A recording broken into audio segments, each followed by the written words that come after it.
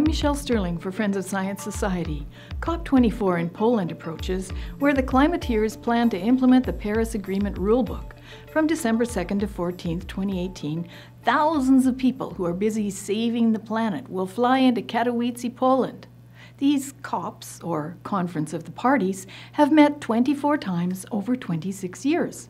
In that time, fossil fuel consumption has risen dramatically worldwide, but the recent IPCC report says we should dramatically reduce the use of coal, natural gas, and oil in the next 12 years. Just like the UN said in 1989, we only have a few years to save the planet. Well, meanwhile, let's all fly to another climate conference. But you should pay attention to this conference because there's a push to make a global carbon tax an international law. Before you agree to that, let's think about who would implement such a law, who would be the objective judge, and what are the implications for Canadians. Most of the world and most members of the United Nations are not democracies. None of the top 10 countries with oil reserves are Western-style democracies, none except Canada. Just as we've seen with the green trade war against Canadian pipelines and oil exports, how would little old Canada fare under a global carbon tax law? For instance, people love to say Canadians have the highest per capita GHG footprint in the world.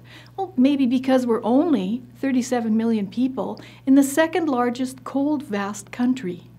What of Denmark, a tiny country with the world's largest commercial marine fleet?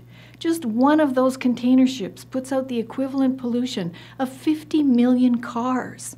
But that doesn't count when their fleet of 2,100 ships are at sea, eh?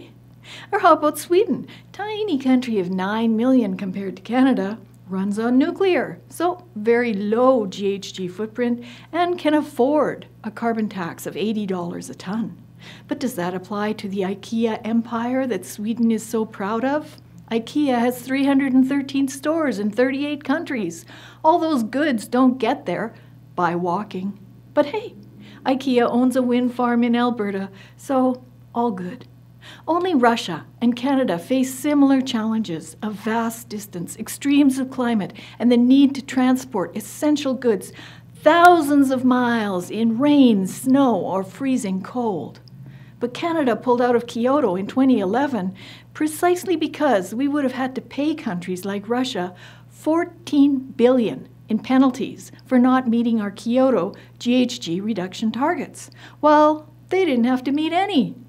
Can you see where this is going? Canada is busy being a climate leader, but it's more like we are carbon dupes. The global average price of carbon is $8 a ton. The carbon price in China, $2 a ton. The carbon price in the United States, $0 a ton. And the price in Canada, $30 a ton. In fact, the present combined federal and provincial fuel taxes are already equivalent to a carbon tax of $170 a ton. Dr. Judith Curry and dozens of other expert scientists have determined that carbon dioxide is not the control knob.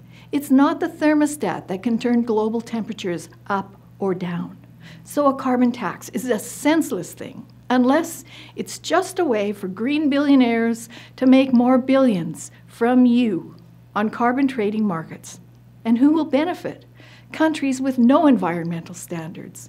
White-collar criminals, international mafia, they've all been implicated in the illegal carbon trades because it's a virtual commodity. Like the emperor's new clothes, there's nothing there. Competitive fossil fuel interests could block us, tax us, and crush our democracy through CO2 coercion. We issued a report reviewing the faulty premises of the recent IPCC report. Please read it. It's in plain language, and it will give you some ideas of smarter ways to take climate action and adaptation. That won't put the world on a road to ruin. There's hope for a better world, and it starts with questioning the climateers. For Friends of Science Society, I'm Michelle Sterling.